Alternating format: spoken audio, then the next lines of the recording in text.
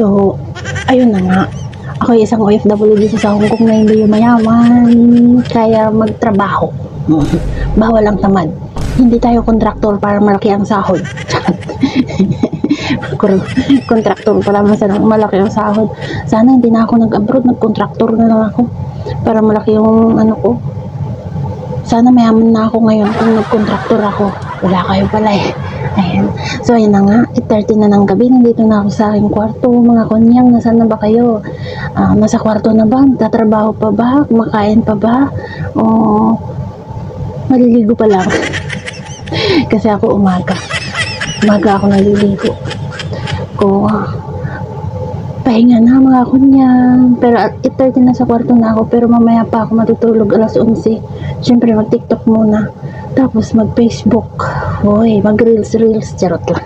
Ayan, good night mga kunyang.